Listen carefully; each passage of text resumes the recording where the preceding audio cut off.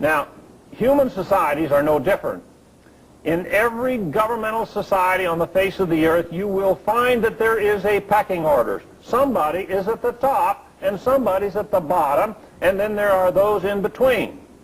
The military, it doesn't make any difference what military you're talking about, has a pecking order, only they call it the chain of command. And when you go into the military, they teach you the chain of command. That's probably the first thing you're going to learn when you go into the military. And you're going to be taught very specifically that as a new recruit, you have no power. The power is all up the ladder. And so the democracy form of government will have a pecking order. And we must understand that pecking order if we're going to understand how our system was designed to function 200 years ago. The pecking order in a majority rule democracy is here. You will notice, of course, I have the pecking order over here in a constitutional republic, which is our lawful form of government. The founders of this country, the word democracy was a dirty word in their vocabulary. Thomas Paine, the great motivator of the American War of Independence, he said, a democracy is the vilest form of government there is. James Madison, who is known as the father of our U.S. Constitution, he said a democracy will lead to the loss of property rights. It will lead to chaos. They knew that a democracy would not work, and they tried to warn us about the dangers of a democracy. But here we are 200 years later, and our government controls the schools, and they're teaching that we have a democracy. Thomas Paine must be spinning in his grave, because we today in this country have a vile form of government. What does that word vile mean? Well, I think the word evil probably is more fitting, and we probably understand that a little better today if we say we have an evil government. Now, the pecking order. Right at the top in the pecking order here in this system, we have Group X. I will explain who Group X is after I go through the rest of the list, because no one has ever told us anything about there being a Group X up there at the very top in our political system. They taught us that the majority controlled the government with their vote on election day. This vote right here. They said that the majority controls the government. The government then, of course, controls the public servants. They create the case and the statute law. The statute law, of course, creates the corporations. And guess who's on the bottom in this democratic system? We, the people, as individuals, are on the bottom. We are powerless today in the system if you are operating under the rules and the teaching that was given to you in the government school. You are powerless if you're not using your grand jury vote and your trial jury vote to control that monster. Most Americans find themselves right here on the bottom today. They go to the polls on election day, and they are confronted with a ballot that has two evils. Two evils. You've got two candidates running for the same office, and they're both evil, and you try to figure out which is the lesser of two evils, right? And you walk out of those polls after you have cast your ballot, and you are frustrated, and you feel absolutely powerless. The reason is you're on the bottom. That registered voter that understands his grand jury and his jury power, he's not that concerned, because he knows that if he gets on that grand jury or on that trial jury, he can make his vote count. He has some power because he has knowledge. What is knowledge? Knowledge is truth stored in the mind. If you have lies stored in the mind, you don't have any knowledge, do you?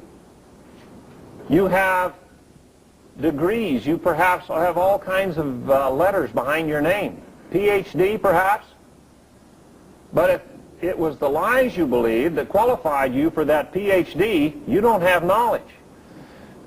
These people down here don't have knowledge. They have believed the lie, And they believe that their only power is that one vote on election day. Group X, who are they? Every Monday morning we have 12 bankers that go back to Washington, D.C. These 12 bankers are unelected.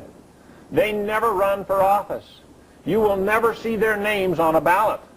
You are not going to have any choice as to who they are. They are unknown.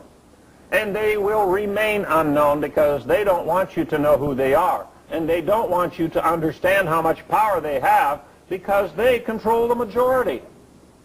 We go back to 1979, October of 79. Jimmy Carter is towards the end of his 4-year term as President of the United States. He has not announced for re-election. However, everyone in this country knows that he will run for re-election. Ronald Reagan has been running since 1976 for the Republican nomination in 1980. These bankers, this group right here, 12, they have decided that Jimmy Carter is not going to have a second 4-year term in the White House. They have decided that it is going to be Ronald Reagan who will be the next president of the United States. And so they started raising the interest rates in October of 1979. Every time the interest rates went up a point or a half a point, you had another million or so of our countrymen who were out of a job.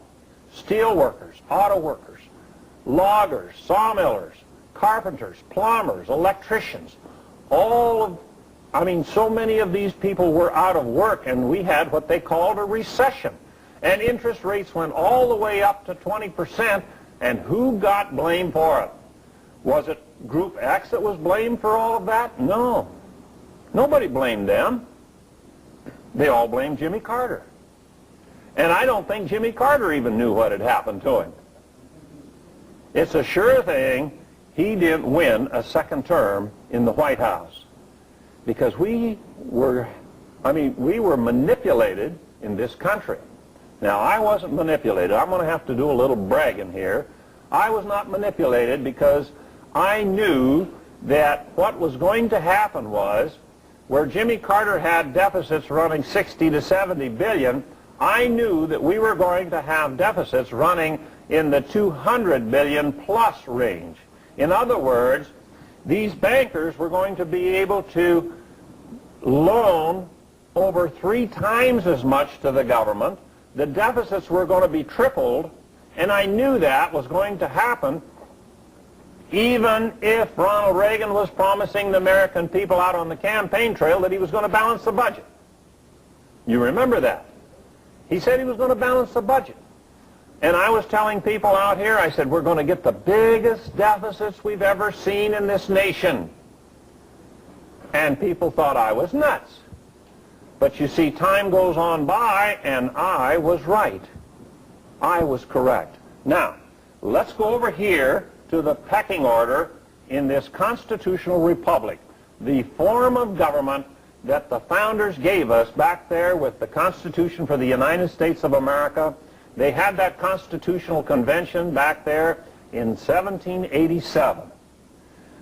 By 1791, December of 1791, we had the Constitution ratified and we had the Bill of Rights. The first 10 amendments to the Constitution had been ratified by the states. We had an independent nation. It was a nation of independent sovereign states. Now, I won't get into that part of it, but here was the pecking order in the system that they gave us at that point in time. They put God, our Creator,